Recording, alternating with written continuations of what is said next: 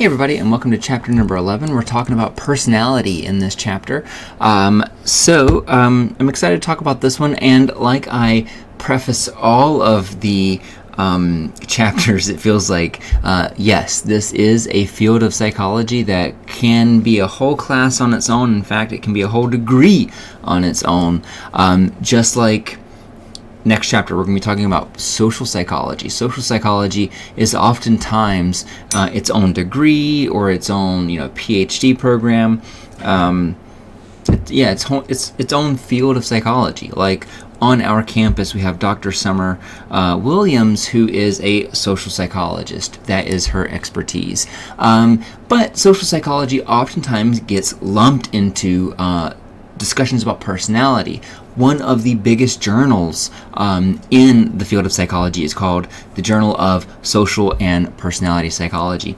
So you're going to see a little bit of overlap with some of those ideas. So let's get into it. What we're going to be talking about this chapter is what is personality. We'll look at a couple of different ways in which personality has historically been studied, including some of the weird ways that people have used in the past. And then we'll be talking more about some of the more kind of modern conceptualizations of personality. So the video that I have for you here is actually it's kind of a, I don't know, it's meant to be funny. It's an old video about a quick personality test. Now, if you decide to take it, usually I'd show this in a classroom where it's maybe a little bit more dynamic, but if you decide to take it, watch it twice. So if you follow the instructions the first time, see what it says about your personality, and then try it again while not following the instructions. And yeah, it does feel a little bit like a joke, but I want you to think about, is the explanation believable or not? Because we're going to see a lot of the tests in this chapter, a lot of the ways that people measure personality, a lot of them feel believable. But really, we have to kind of like look at the data and look at the evidence at the end of the day to make sure that this stuff holds up under scrutiny and is not just based on anecdotal evidence and not just on coincidences or just correlations and things like that. So what is personality? Personality is really hard to define because what we usually mean by personality is a pattern. That a personality is a pattern of not just behavior, but it's a pattern of thoughts, a pattern of emotions. And what I mean by that is, let's say that you are coming onto campus in your first year, and one of your dorm mates, you never met them before, and so you don't know what to expect. What kind of person are they, right? And so over time, you realize that this individual is somebody who is really chill. They don't really get mad easily. They have a lot of patience. You notice that they seem to be kind of caring, and you notice that they seem to be on time, and they seem to be very thoughtful about taking care of dishes and clothes, and, laundry and stuff like that.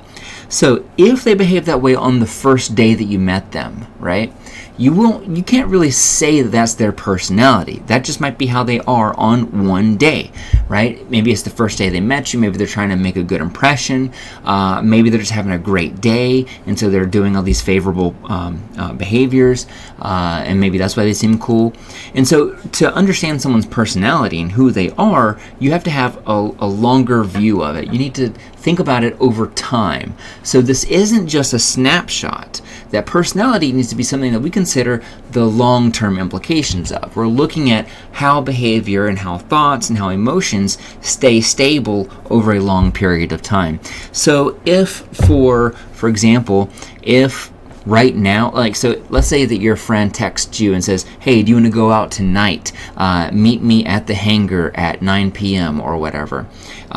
Is that a place where students hang out at night? I don't know. What is Gabe's? Let's say that they text you and say, hey, 9 p.m., Gabe's, be there. You might not be feeling it right now, right? Maybe you're feeling like, oh, man, they're only giving me an hour heads up, and normally I would, but I got a big exam coming, and I didn't get a lot of sleep last night, and I'm just tired, and I don't want to do it. But almost every other time I get, they ask me, I am down to go out and to hang. then you just for that one time doesn't mean that you are an introvert. It doesn't mean that you are shy. It doesn't mean that you're somebody who is more reserved. That's just one specific time. So what we're really looking at is over the long term. So we're looking at how these long-term kind of trends in behavior inform and tell us about ourselves. And so personality psychologists are not just interested in your behaviors over time, but they're interested in how things affect that. They're interested in how culture affects this. They're interested in how our genetics and how biology affects this. And they're interested in how our everyday learning and like how our experiences in the past influence our personality. So just to touch on a little bit of these three items before we move on to the next slide. So, for example, the influence of culture. Right now, everyone uses social media, right? And social media encourages us to be extroverted. It encourages us to communicate with others and to put ourselves out there and to listen to other people and to be around other people, even if it means, like online through your phone or whatever. But it means spending time with people, right? And that is something that our culture is into right now. And so I think, this is an example of how culture influences the population. It is influencing us to be more extroverted than we would have been, let's say, in the 70s or 80s or 60s, where we didn't have that technology to connect with one another so easily, where maybe culturally it was seen as cool to be a loner, cool to be the what do they call the strong, quiet type, right? That those kind of personalities were trendy, were mysterious, were interesting and cool, and so that's not really where our culture is now, right? It's shifted, and so we see now less people are being reserved and shy and introverted. Biology. So this is one of the things that maybe you've thought about, maybe not. But for example, my father is somebody who gets along with lots of people. He's a great dude. And he's easy to get along with. But he is somebody who is kind of reserved and kind of shy. And I'm also kind of reserved and kind of shy as well. And so the question is, well, why is that? Is it because I inherited those traits from him, or which would be a biological answer, or is it because through kind of watching him and being around him and from listening to him, I've kind of modeled that behavior and I've learned from that? That's the central question of personality psychology. And we'll kind of look at a little bit of all three of these things as we move forward. All right, so let's talk about the history of personality.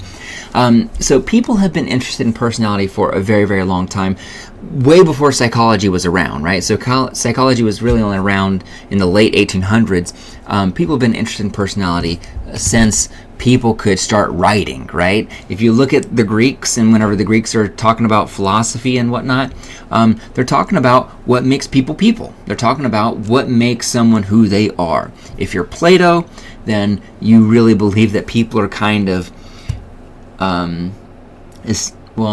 that who they are is essential, and that you're kind of born with your personality, and just as you get older you start expressing it more and becoming more of yourself.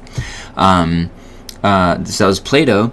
I think Aristotle would say something, his very influential student would say the exact opposite, would say that who we are is something that's built from our experiences. So people have debated about this from the get-go, from early recorded history. And in the turn of the 20th century, from moving from the 1800s into the 1900s, people were really interested in phrenology, and we talked about this back in maybe the first chapter even. We were talking about the history of psychology, and about how back in these times, people thought that you could rub someone's head. Sorry, 1 second. I'm going to go grab something that'll be helpful in a second. All right. So this right here, you may have seen something like this before, right? So this is an example of it's like a fake phrenology piece, but it has like all of these little quadrants in this skull, and the idea of this is that someone could use some calipers and some measurements and kind of understand your personality based on the size and the shape of your skull. Where if you have, for example, this piece right here says art, right? And so if I'm rubbing this head and I feel that this part of the skull has a little bit of a bump in it, so maybe it's a little bit larger compared to these other areas, and that must mean that individual is very artistically inclined. Now, we talked about how that's nonsense, that's not actually how the brain or how the skull works like that, but it was very, very influential in getting us to think about personality as being something that is tied to the brain and not just the spirit or the heart. Which is where people, kind of thought who you are, it comes from your chest or whatever. But a lot of these, I was going to say experiments. A lot of these notions, a lot of these explanations were based on anecdotes, where maybe they find somebody who is very artistically inclined, and just by chance they feel around in their head and they feel that part of their head has a little bit of a bump in it, and so they assume like, oh, well, that must be because that's where art resides in the brain. Turns out that wasn't true. So let's talk a little bit about some of the... We're going to get a little bit more scientific as we go along. We're going to start out historically with Freud. And let me think. Are we able to talk about Freud a couple of more times? I know I keep teasing this, that we're going to stop talking about Freud because Sigmund Freud is a very influential member of psychology's history, but not someone who's still practiced all that much today. We'll talk about him when we start talking about abnormal psychology and psychopathology later in the semester in some of the last two chapters. So we're going to check in with him for just now to talk about his explanation for who we are and why we do the things that we do.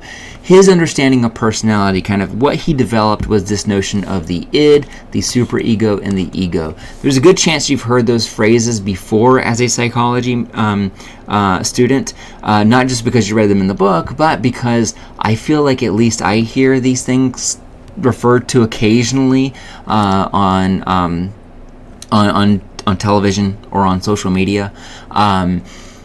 It always makes me cringe whenever they do. Like if there's somebody in Law and Order or some true crime podcast and they start talking about this stuff, I always start cringing because like this is not really accepted by psychology, mainstream psychology these days. It's like super outdated. It would be kind of like if somebody is like talking to you about cars and starts talking to you, and then they start talking about steam engines, and you're like, bro, cars haven't used steam engines in like over 100 years, right? That's kind of like when people start talking about id, superego, and ego in the media these days. But I feel like thinking about them as metaphors, thinking about them as conceptual parts of our personality can be helpful and can be nice to help us understand what influences us and why we do the things that we do. So let's take a look here at the id, the ID, the id. The id is kind of the part of our personality that's driven by pleasure. So it is hedonistic. In other words, it is something that is impulsive and wants to satisfy the primitive urges of our animalistic sides. So the part of our personality that seeks out food, that seeks out sex and anger and violence and lust and all of these things that are kind of like very animalistic and primal, how you would act if no one was watching and you weren't spiritual whatsoever and you didn't care about people's feelings, that would be your id. The superego is kind of the exact opposite. So the superego is kind of who you are as dictated by social norms. So this is your expectation of other people and their desires. So if I think about like, oh, well, I don't want to just break into the store and eat all the food that I can because that's against the law, because other people would look at that and think that I was being extremely rude or criminal even, it would embarrass myself and embarrass my spouse or whoever I'm in the supermarket with.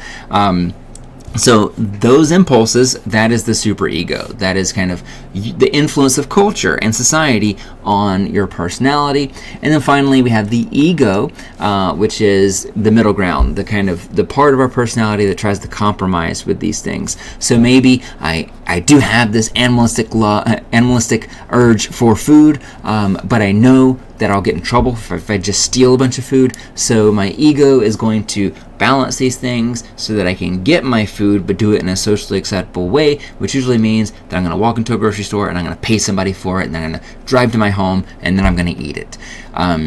Why don't I, as soon as I get my food from the grocery store, why don't I just unwrap that rotisserie chicken and eat it right in front of the cashier? Because that would be weird, right? That would be strange. And our superego tells us, no, that is odd. Please do not do that in public. The issue with this is that it doesn't really provide any testable hypotheses. And a lot of times it's based on Freud's work with his patients and with his clients that he had back in Vienna in the late 1800s.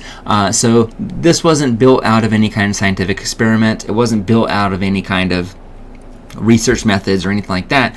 This was just kind of Freud stroking his beard and writing things down that seemed to make sense based on his experiences in therapy sessions.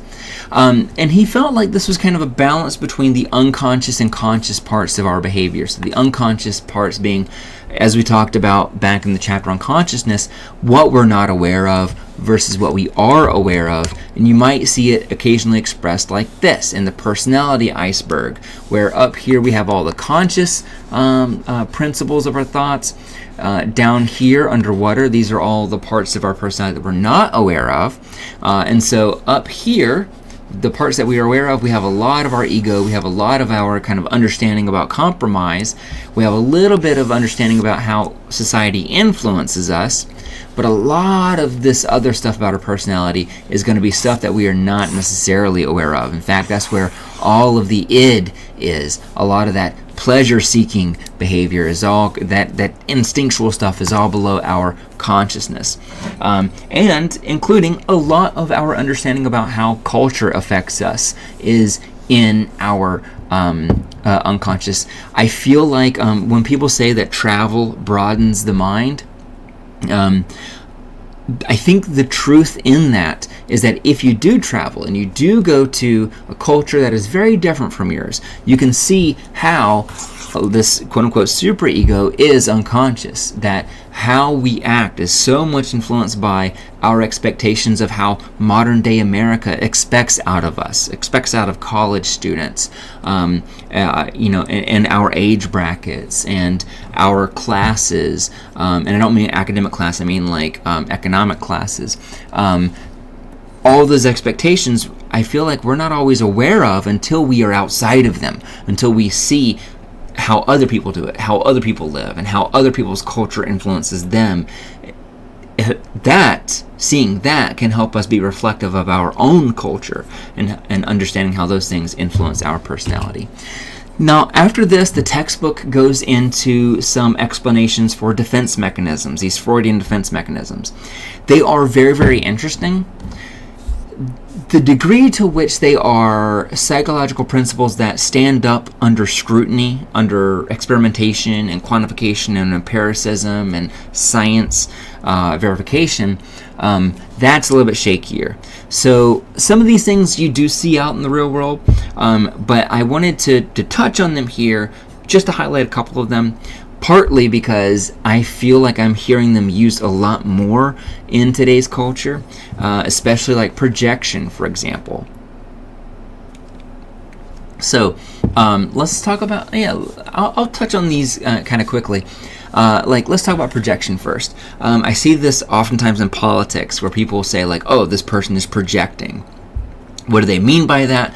Basically, they're saying that like, if I am a liar, and I know that I'm a liar and that I have a bad habit of lying to people, then I may say that other people are liars because it is one of those things that I am insecure about myself with.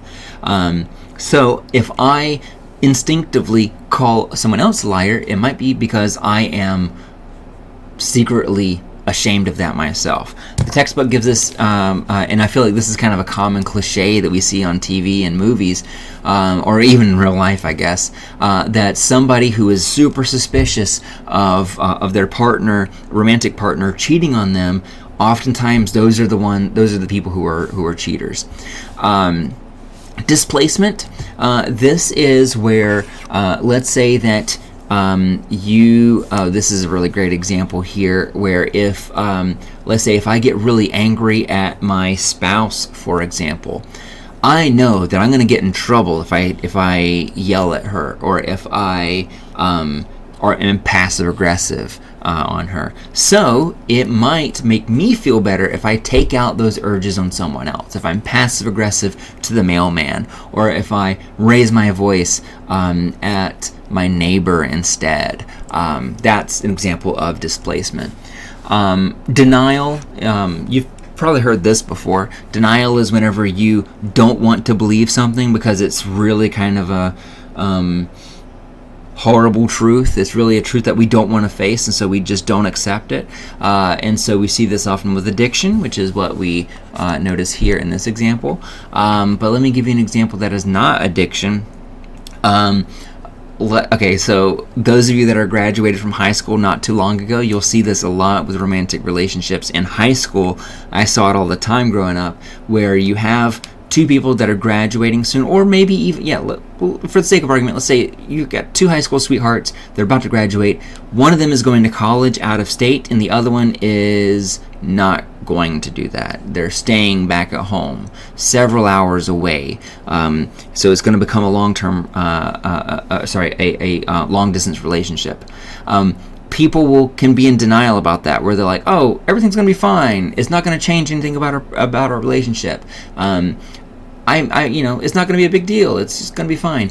That's an example of denial, where you know that the actual truth is really hard to deal with. That long-distance relationships are not easy. They are a lot of work, and so we refuse to accept the reality of that because it is unpleasant.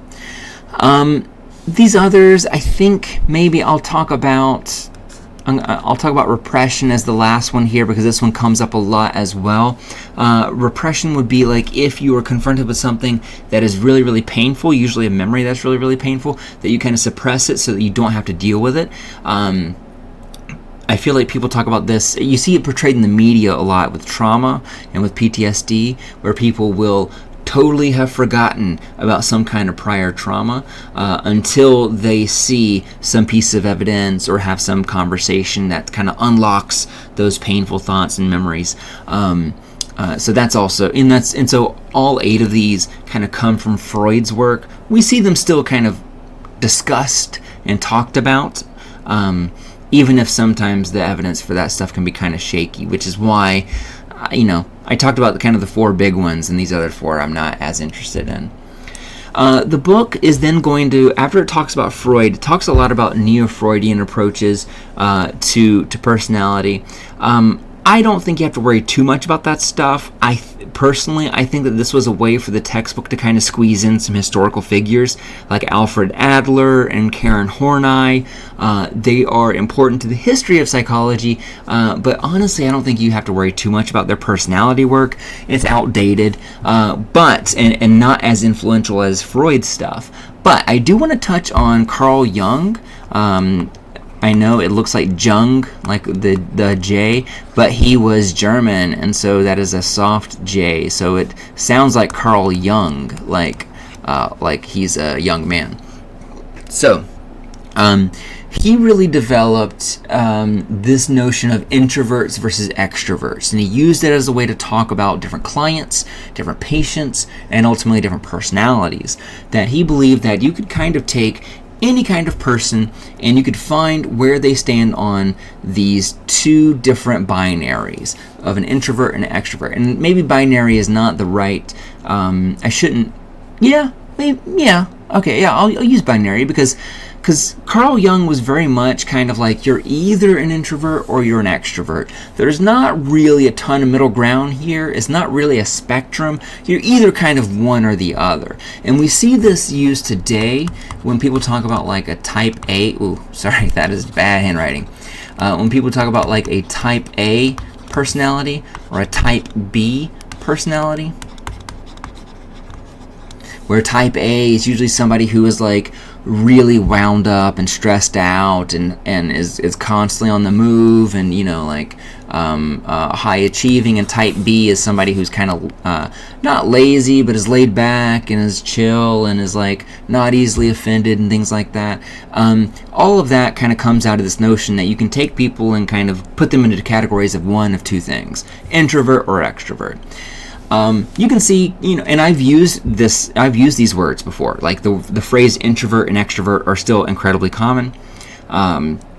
But this is kind of where they come from, where introverts are people that generally like to avoid attention. They're maybe a little bit quieter. They are they think before they speak. They like to stay on one topic and not get scatterbrained. Extroverts, on the other hand, are really energized by being in a crowd and talking to folks at parties. They do like attention, and you can see how each of these things are kind of opposites of the other. All right, so let's take a look at how Carl Jung and some of these other Neo-Freudians looked at personality. They did so using what we call projective measures. And projective measures are these different kinds of ways that you can like show somebody an image or give them a hypothetical scenario, and then you ask them, what would you do? What does this remind you of? Explain to me, interpret this passage, and then you analyze their response, and that tells you about their personality. All of that, like a Rorschach inkblot test, which we're going to talk about in a moment, all of that comes from projective measures of personality. So I'm going to start with one that is outdated. So this was one that is, you're not going to see it used in any kind of therapist's office, hopefully. This is the Jean personality test, and basically he would show you 8 portraits, and then you're supposed to pick 3 of them that appeal to your personality, and 3 of them, and then 1 of them that disturbs you. And so based on those 3 portraits that you choose in the order in which you choose them, that is going to tell us about your inner personality. So let's take a quick look. So you can take a look at this and go on. Pick 3 portraits that appeal to you and pick 1 that disturbs you.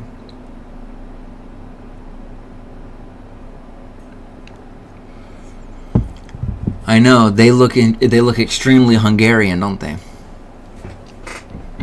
All right. So basically, and please do not take any of this stuff personally, because, like I said, this is totally outdated. This is not something that modern day psychologists really believe in, with the exception of some fringe folks maybe, but probably not in America. So if you chose number 1, that they appeal to you, then congratulations, you are a sadist. You're somebody who derives pleasure from creating pain in other people. If you chose number 2, then you are quote-unquote epileptic. And back in these times, epileptic was a way of talking about someone's personality. It wasn't thought of as like this neural developmental issue that causes seizures. Epileptic was a way of talking about somebody who's impulsive, somebody who doesn't have a lot of willpower. Catatonic is number 3. This is somebody who is very, very lazy, but is maybe really, really smart. Number 4 means you are schizophrenic, and back then means that you have conflicting emotions, that you have very messy thoughts, and that you don't care. Number 5 means that you're hysteric. And back then, that means that you are somebody who cares just about yourself, that you have very unstable emotions, and you love to share those emotions. Number 6, that you are depressive, that you do not think very highly of yourself, and that you really wrestle with feelings of inadequacy, inferiority, and guilt. Number 7, that you're a maniac. In other words, you are an extrovert, that you love being overstimulated, and that you love to waste money and your big, big, big emotions. And then number 8, dissociative, which is, this is, again, very outdated. Dissociative identity disorder back then would have been referencing your desire to live and be accepted as someone of the opposite sex or gender. So, again, all of that is very, very outdated. You can find this used in some places in Europe, but like I said, it is not anywhere close to being mainstream this century. So the problem with this test is that it's just based kind of on anecdotes, right? It's based on casual observation. It's not really rooted in any kind of science. It's not rooted in any kind of scientific explanation. That it's really just being like, oh, well, you chose these, well, therefore this applies to you, without really any kind of good justification. So it doesn't really accurately measure personality. But if you're interested in checking this out, you can find the app on the Apple Store or on is it Google Play, the Android Store, whatever you want to call it. You can find different apps, and usually they'll let you do a couple of tests for free before it starts charging you. All right, now let's shift a little bit to the ink blot test. Now, the Rorschach ink blot test, much more popular, much more commonly known about. You might find this used sometimes today in modern psychology, but usually whenever you do is from a well, I'll go ahead and tell you now. I was thinking about whether or not I wanted to pause and let you kind of think about, well, why would people use this if it's not validated by science? Yeah, I'll let you think about it. We'll go over a couple of these, and then we will talk about that. So you've probably seen this in movies before, where somebody goes to a psychotherapist or a psychiatrist usually, and they have these big cards, and they say, tell me what you see here. And so you're looking at this image right here, and you have to describe to the therapist what you see. So take a moment to just look at this and think to yourself, what do you see in this image? When I asked this in class, my favorite answer is that someone said it was 2 lawn gnomes playing patty cake. And you can see that this, whoops, I clicked up way too high. Am I still recording? Okay, I am, luckily. And you can see that my dog is now checking in on me because I said, whoa, I guess. But you can see the hat up here. You can see where their head would be here. Their arm, playing patty cake right here. The rest of their cloak, it's like right like that. We got their little legs like that. So that's your little gnome playing patty cake. But you can see bears dancing. You can see maybe 2 dogs licking each other's snouts, something like that. What about this one? What do you see in this image? What about this image? And what about this image? Now, importantly, I would say that there is no right or wrong answer for this. That you can kind of say whatever you see, right? There is no correct answer according to these tests. But based on your answer, that might tell, at least as the theory goes, that might tell the therapist something about your personality. It might tell them about, let's say that if after you look at all of these, you see people, like let's say if I see that, okay, actually let me tell you a quick stand-up joke that I heard one time. Somebody said, like, I quit going to my therapist because every time they showed me those ink blots and asked what I saw, I got frustrated because it was just showing me pictures of my parents fighting. Each one was a picture of my parent fighting. The joke there being that this is somebody who obviously has issues with their parents, and so each of these ambiguous stimuli they see as their parents arguing. So therefore, if we were their therapists, we might and I'm sorry, I did that joke real dirty. I didn't even tell it like a joke, so it wasn't funny at all. But if every time they say, this reminds me of my parents, then we can conclude that maybe they are thinking a lot about their parents, which must mean something about their personality. So usually whenever psychiatrists would use this, they would kind of look for any kind of underlying pattern to their responses. Does violence come up a lot? Does loneliness come up a lot in these explanations? Is it sexual in nature? Is it greedy in nature? Is it anxious in nature? Is it depressive? Is it nonsensical? Is it quote-unquote traditional and normal? Those are the types of things that people will be looking for. So why would people use this if there's not a right or wrong answer? Why would people use this if there's not a whole lot of hard science validating it? The reason why it's used a lot today is actually kind of as an icebreaker, that people will use this early in therapy as a way to kind of open someone up. for conversation. So if I am going to a therapist and I am just not really interested in talking all that much, or I don't know where to start, they may show me the Rorschach ink blot test and show me a bunch of these images, and maybe I'll say like, hey, that looks like my dog Spot that I had. His name was Spot, and I had him whenever I was 7 years old. And then my therapist is like, wait a second, that's the second time you've mentioned that dog from your early childhood. Let's talk about that. So it's not really used for any kind of diagnosis today, no matter what you see on TV or in movies. And then the final projective measure I want to talk about is the thematic apperception test. The thematic apperception test is very similar to a Rorschach ink blot test, where you are going to look at an ambiguous scene. So you're going to look at an image, and then you're going to be asked to explore a couple of questions about it. So the 4 main questions here are: what led up to this scene occurring? What is happening in this scene?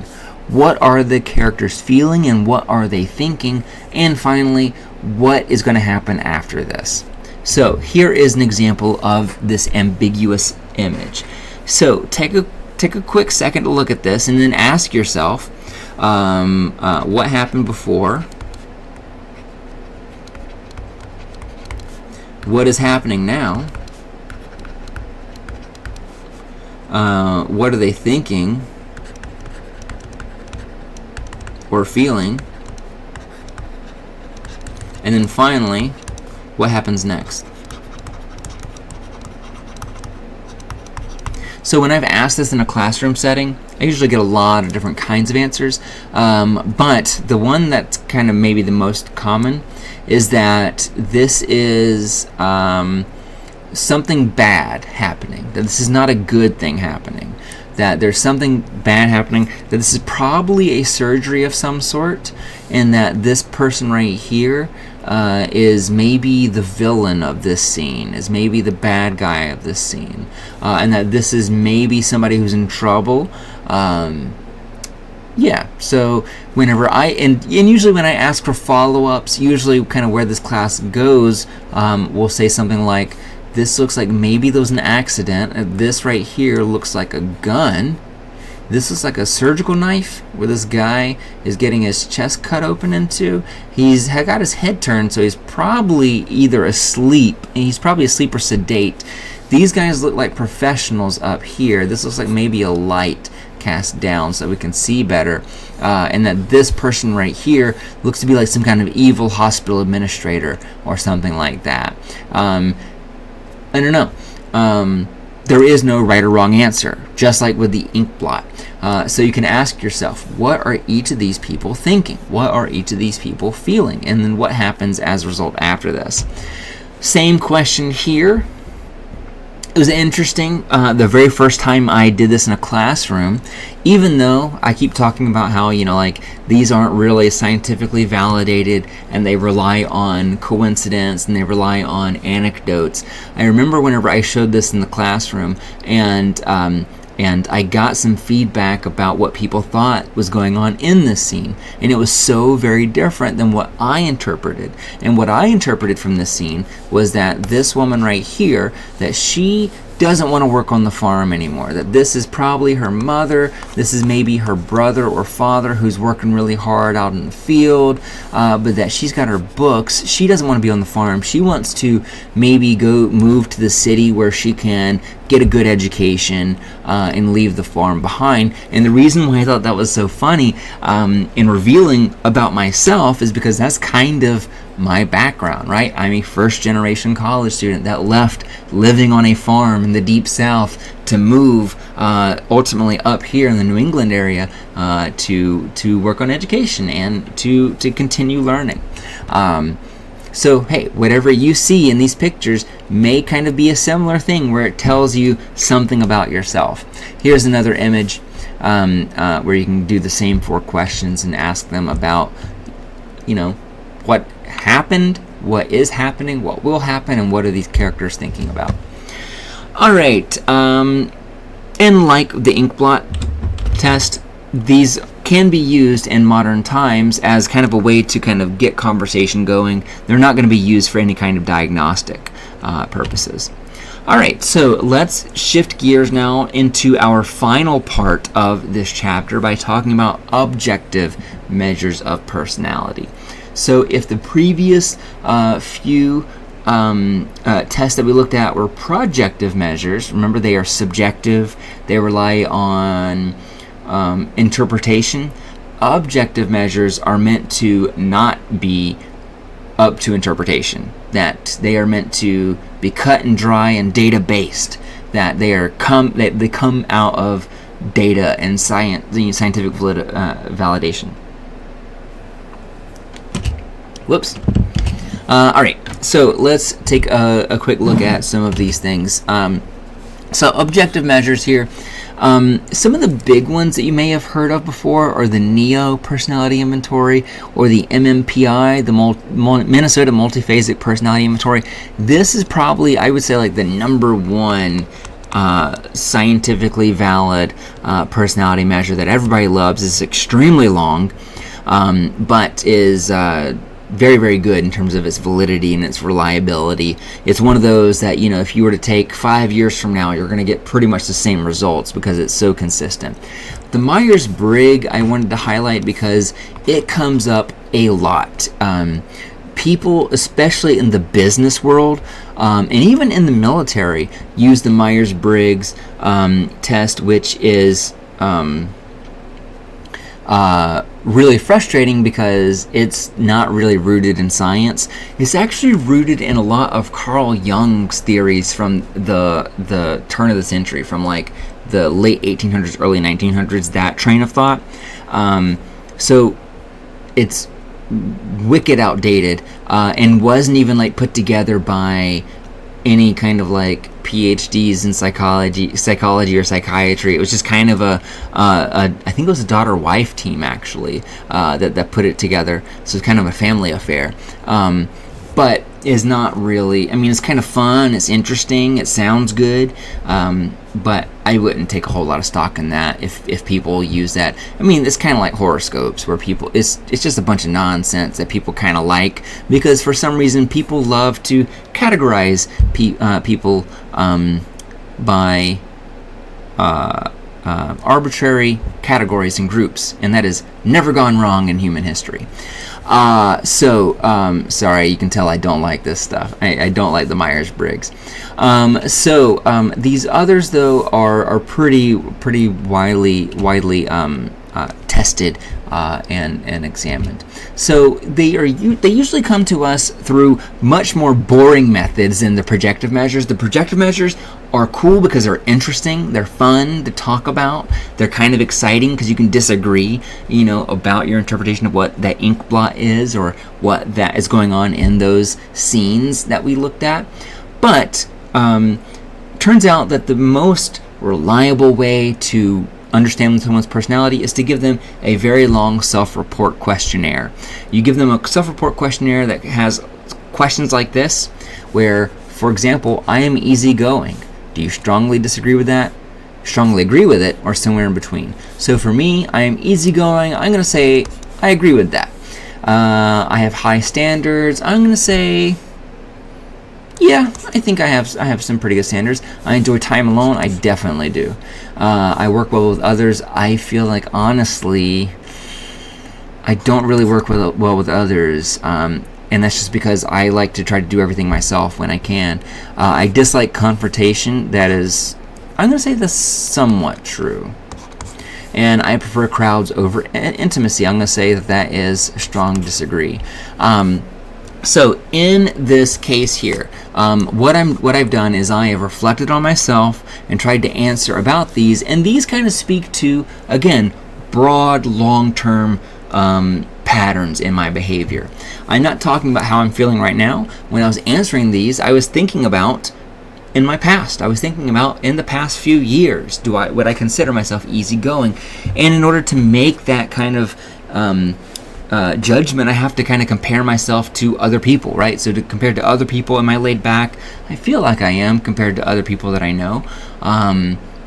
So this is typically how it's done. Whenever you do this chapter's discussion activity, you will have a chance to take a personality test, and it'll be very, very similar to this as you do it. So the textbook highlights the PSYC model.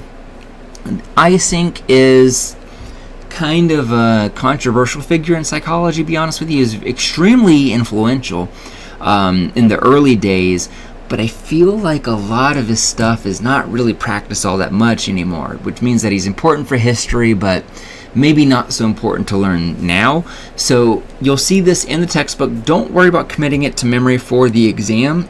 It may show up on a quiz, but it's not one of those things that I would test you on an exam or expect you to know, after the semester is over.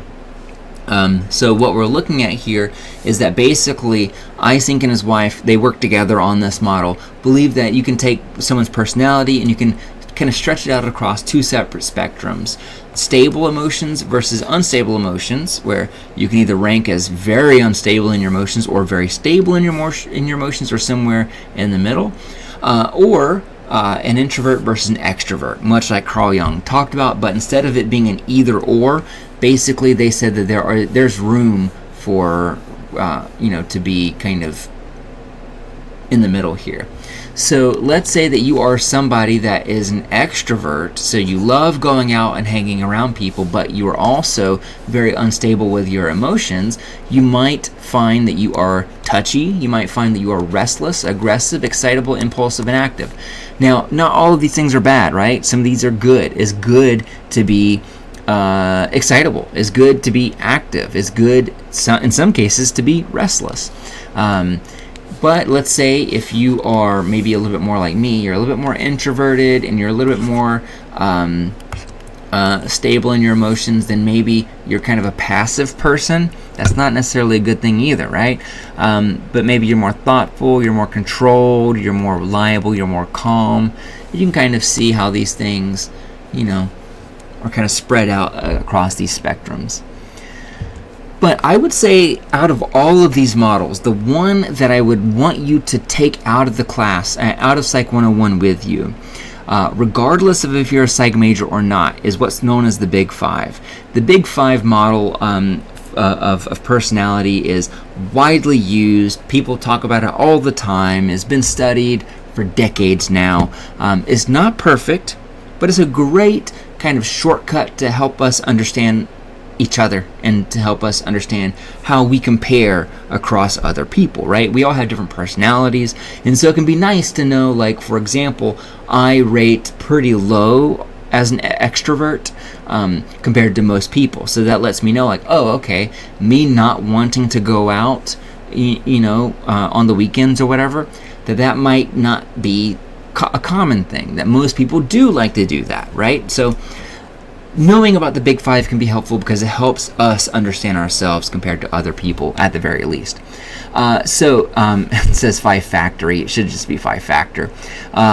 Basically, the idea here is that there are 5 different components of our personality, and that we rank somewhere on all 5 of these factors. That maybe I rank really high on one and really low on the other, and kind of mid on the other 3. And usually these are going to be decided based on a very similar self-report scale like we looked at in a couple of slides ago. The acronym to remember is OCEAN, OCEAN, OCEAN. That stands for openness to experience, conscientiousness, extroversion, agreeableness, and neuroticism. I'm going to go into each of these in more detail in just a second, but I will say that I feel like these days now when people talk about neuroticism, they don't like to talk about it as neuroticism because that has a negative connotation.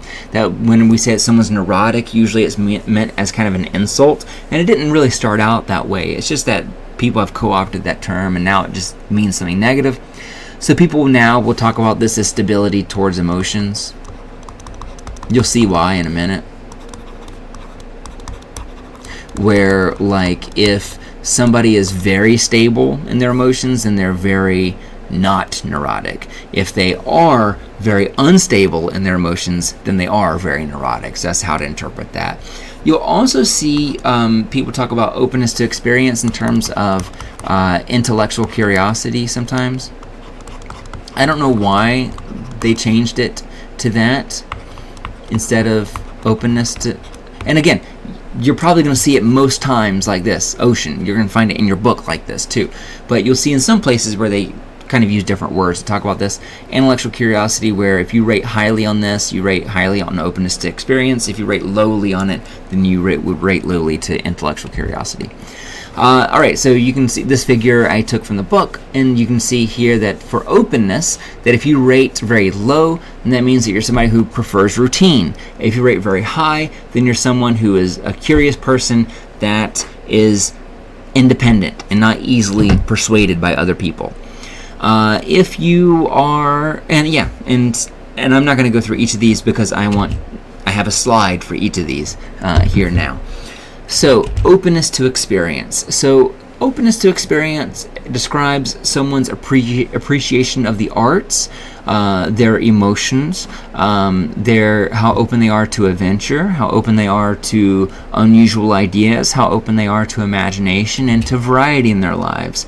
So, on the next few slides, you're going to see this breakdown where on the left, you're going to see these are the high traits, and down here, and then on low, you'll see the low traits. So if you rank high on openness to experience, then you would be imaginative, you like variety, and you are someone who is independent. If you rank low on this, then you are somebody who is down to earth, you like routine, and you have a tendency to conform with what other people are doing. Maybe you're influenced by peer pressure. Some sample questions where you would rank, like on a Likert scale like we saw earlier. If you had something asking like, I am full of ideas, or I use difficult words, those are measuring openness to experience. Conscientiousness is the second factor here, and this is the ability to show kind of willpower, to show your own self-discipline, to be able to follow the rules, to be able to control your impulses and not behave impulsively and things like that. So if you rate very high on conscientiousness, then that means that you are very organized, that you are very careful, and that you have a lot of willpower, that you're very self-disciplined. If you rate low on this, then that means that you are disorganized, that you are kind of careless, and that you are weak-willed, which is kind of like a way of saying that you have your mind easily changed. Examples of questions here would be, I pay attention to details and I follow a schedule. If you say strongly agree to either of these, that means you probably have high levels of conscientiousness. Next, the third factor, we have extroversion. So extroversion is going to be enthusiasm and your interest in doing things, how assertive you are, how talkative you are, and how much you enjoy the attention of a group. So if you are someone who is social, someone who is fun-loving, and someone who likes their emotions to be known, somebody who, wears your heart on your sleeve, as they say, then you may rate very highly in extroversion. If you are somebody who prefers to be alone, somebody who is sober, and not necessarily in the drug sense, but somebody who's maybe you see yourself as somebody who you're not a wild individual, that you tend to like to be reserved. That's the next descriptor here. But that you're somebody who is sober in the sense that you're very even-headed, that you don't have your head in your clouds, and you're not excitable. You're not easily excitable, that you're somebody who likes to think things through. That's what they mean by sober here. So sample questions here. I start conversations and I feel comfortable around unfamiliar people. If you say that you strongly agree with those, then you're probably higher as an extrovert than an introvert. Next, we have agreeableness, and agreeableness is going to be kind of how much you get along with others, and how much you think about others, how much you trust others, how giving you are. Those are things that tell us about how agreeable you are. So if you are someone who is soft-hearted, so you easily have your feelings hurt, that you are trusting, that you tend to find that you trust other people very easily and you like to go out of your way to help people, then you're probably going to be a very highly agreeable individual. If you are ruthless, so if you do not care about other people's feelings, if you are suspicious of everyone because you think they are out to screw you over, and if you do not like to work with others, then we would say that you're not a very agreeable individual. And again, the sample questions here, I make people feel at ease and I sympathize with others. If you strongly agree with these, then you are probably a very agreeable individual. If you say that you strongly disagree, then you're probably not a very agreeable person. And then finally, we have neuroticism, the last factor. And this is the kind of the susceptibility to experience negative emotions. In other words, how likely are you going to feel the effects of anxiety, depression, anger, remorse, guilt, things like that. If you are somebody who is often worried, somebody who is often insecure, or somebody who is often self-pitying, then you might have high levels of neuroticism. If you are somebody who is more kind of even keel and laid back and calm, somebody that is comfortable in your own skin, that you're not too worried about what other people think, and you are self-satisfied, in other words, that you are happy with yourself, you have a good self-esteem, then you are probably somebody who ranks very low on neuroticism. And some sample questions to go along with this would be, I get irritated easily and I worry about things. If you strongly agree with these, then you probably have high levels of neuroticism.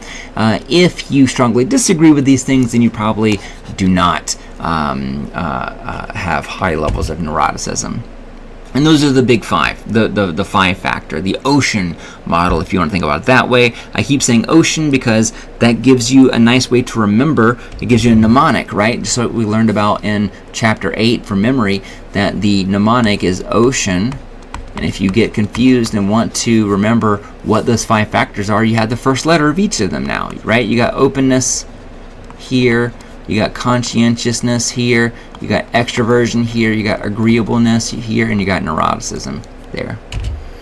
All right, just a few more slides now.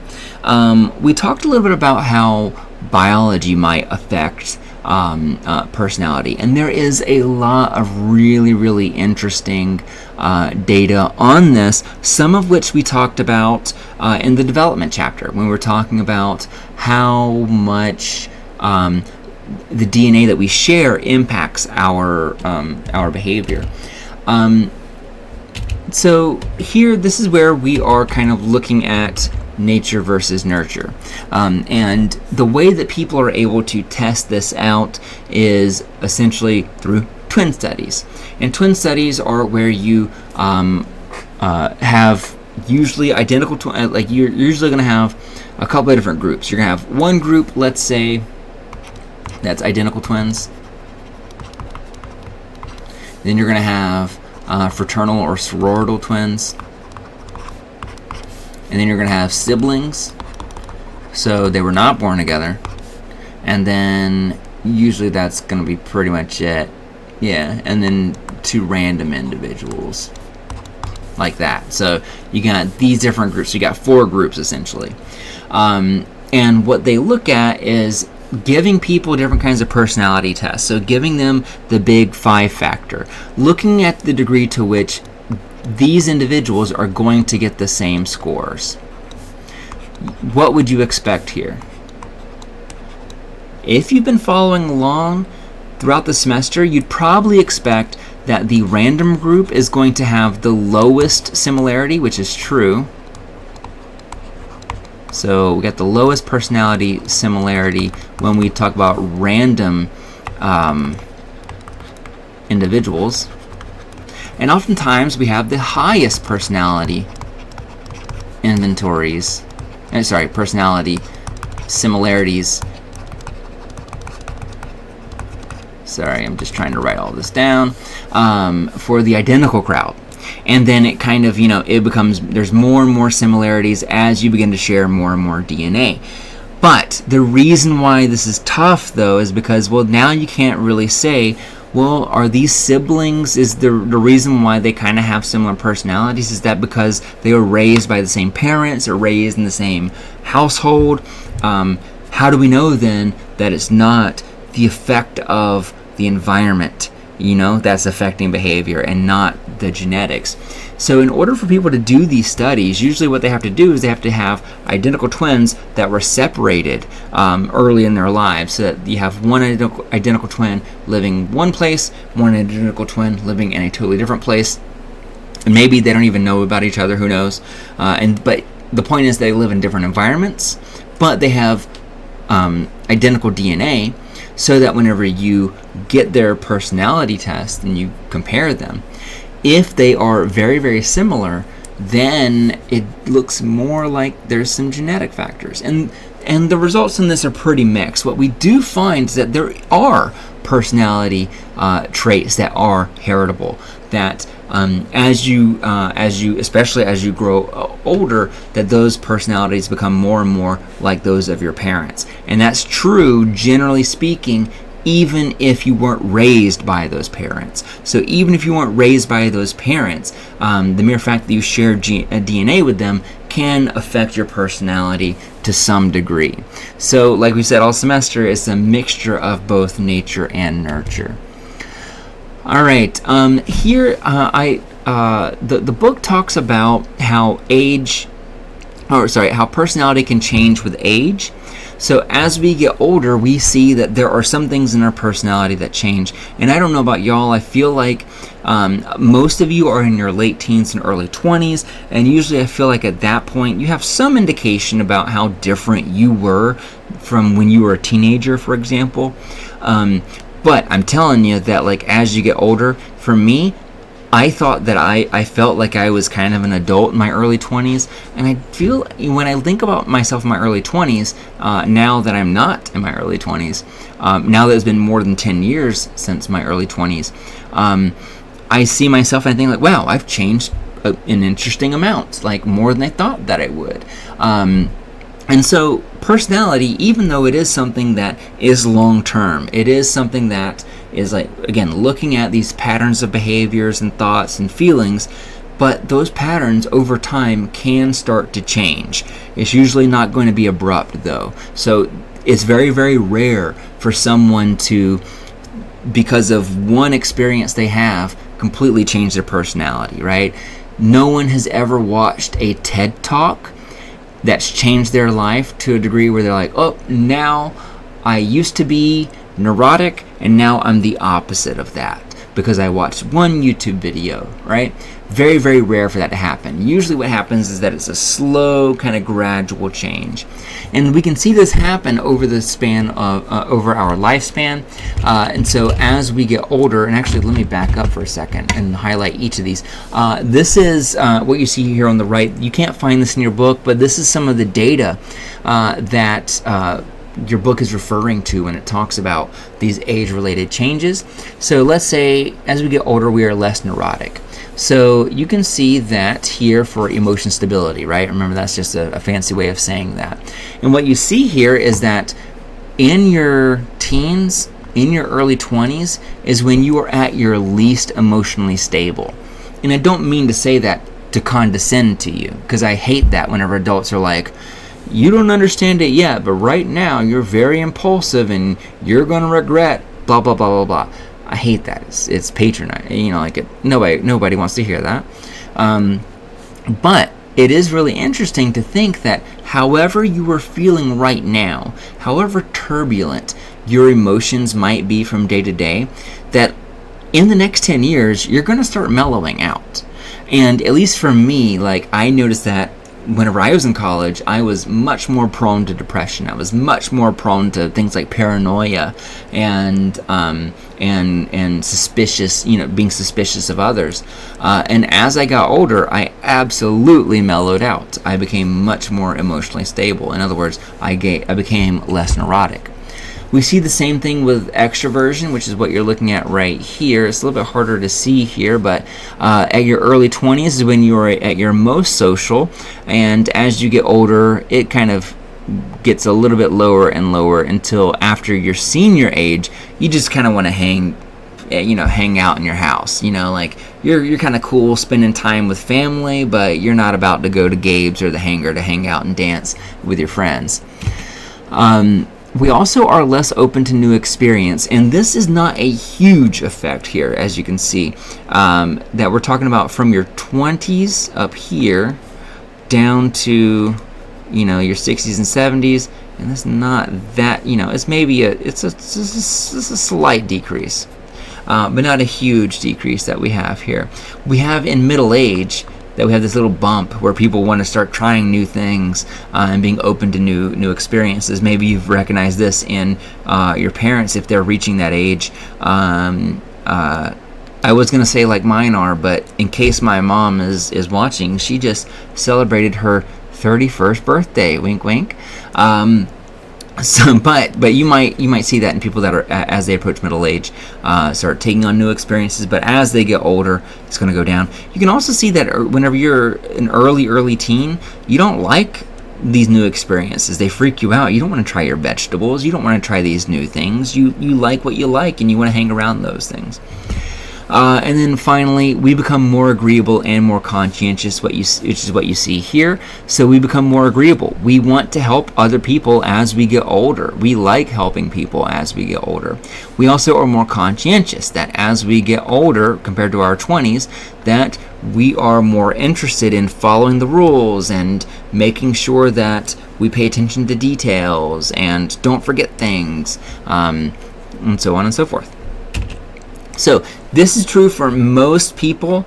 May not be true for everybody. I'm sure that you can think of somebody in your family who, as they've gotten older, has become less agreeable, where for whatever reason now they are meaner than they used to be. They don't want to help anybody now they've gotten older. Or maybe some people that were totally different here, where maybe they were very reserved growing up, and then they kind of spike up as they get older and leave kind of their childhood behind. So you can occasionally find some exceptions to these, but this is just the broad patterns that we have here. But no matter the case, though, what we do find is that as people get older, the environment has less of an impact on their behavior. That we kind of solidify and become more of who we are. We are more more secure about who we are, and so we're less influenced by our peers. We're less influenced by the circumstances and culture around us. And a lot of times people will start, observing that they start acting more like their parents. All right, and finally we have that this can change by region of the world too. This is just looking at the United States, obviously, but it's interesting to think about how this might play out around the world, where we look at these different kind of personality trends across the United States. So let's take a quick look at the New England area. Or I guess this is really like the tri-state area. All right, but let's talk about Massachusetts and Connecticut, because this is where I am and you are too for the most part. What we see here is that we are friendly and conventional, and we are... Wait, nope. Sorry, I take that back. We are not friendly and conventional. We are relaxed and creative, and we are temperamental and uninhibited. In other words, we are relaxed. We like to maybe try out new things. We don't really care too much about what other people think about that either. Now let's take a look at my home state of Georgia, right?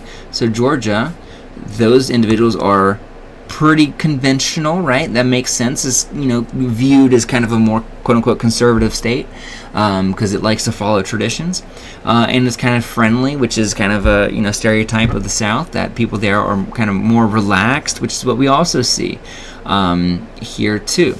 Now let's take a look at what's going on with Texas, right? So Texas, most of Texas is kind of hallmarked by a temperamental and uninhibited kind of view. In other words, they are people who will tell you what they think and don't really care how you what you think about that. They have zero chill, as they say, because they are not friendly according to this, or not relaxed either. just like Pennsylvania, just like West Virginia, and also Maine and New Hampshire. So it's not just, a political thing that we see these kind of interesting dynamics spread out. Looks like a lot of the Midwest are total chillers, right? They're friendly. They are pretty traditional. And then over here on the west side, that we have people that are creative types and are, not always in a hurry. They're a little bit more relaxed and easygoing too. And that is the end of the chapter. So next chapter, we are getting into social psychology, which is kind of looking at how other people and the presence of other people affect not just what we do, but how we see ourselves as well. It's a really fun chapter. It's going to be a little bit on the longer side because there's a lot of really cool classic studies I want to tell you about. But I'm excited to check in with you on that video. In the meantime, I will see you later on the Plato discussion boards. I hope you have a great day. Bye-bye.